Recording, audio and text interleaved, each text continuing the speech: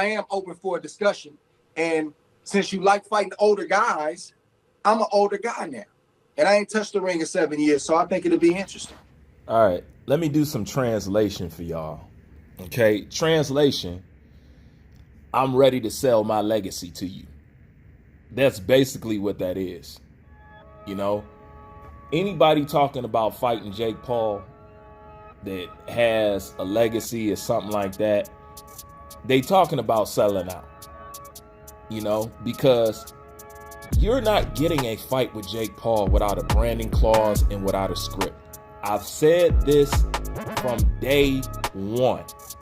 Y'all just finally seen it in the Tyson fight. You know what I'm saying? So anybody talk about they want to fight Jake Paul, what they're talking about is they want to enter a scripted fight. Now everybody's chasing that Jake Paul money. You know what? By default, Jake Paul might be the face of boxing. By default. Seriously.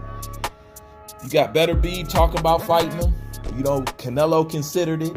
You got Gervonta Tank Davis talking about he wants some smoke. And now you got Hall of Famer Andre Ward talking about I'm old. You know what I'm saying? What about me? That just means all them people that's talking about fighting Jake Paul, what you talking about is somebody paying you enough money to take a loss. Because he's not going to fight you in a real fight. That is clear. It is very clear. Jake Paul don't do real fights.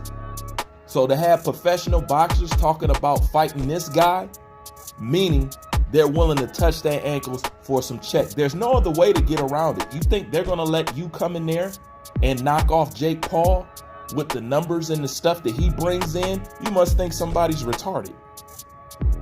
You know what I'm saying? So if you want to sell your legacy, just say that. You know what I'm saying? You want to be another Mike Tyson, let's say that. But let's talk to Mike Tyson. Do you think now Mike Tyson think that money was worth it? I mean, I'm pretty sure he needed to pay some bills and some stuff like that, whatever and whatnot. But at the end of the day, do you really think he's proud of himself? Of course he's not. Mike know what he did. You know what I'm saying? The whole world got to see what he did. You know what I'm saying? He traded it in. But do you really think he's happy with that? Of course not. That's going to end up bothering him later on down the line. But nonetheless, we all know it's not a real fight. So why do you want to put on another fictitious fight for who? Because you ain't doing it for boxing fans. You doing it for the fans that entertain Jake Paul. And I'm sick of people talking about Jake Paul brings new fans to boxing. That's not how boxing works. Boxing has always been a flash in the pan sport. People peek in and dip right back out. That doesn't transfer over into boxing. As much as they like to tell you it does, it doesn't. Okay? Spectacle freak shows, y'all. That's all this is. As soon as they done with Jake Paul, they right back out of boxing. They don't stay. Because if they do stay, they have to put up with your corruption. You know what I'm saying? And your lack of being fair. And your lack of enforcing your own rules and letting people with PEDs cheat and letting people load gloves and stuff. How do you expect to keep a fan like that?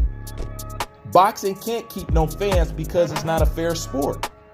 Plain and simple. Tell me what you think. Like, comment, subscribe. I'm out. I am open for a discussion. And since you like fighting older guys, I'm an older guy now. And I ain't touched the ring in 7 years, so I think it'll be interesting.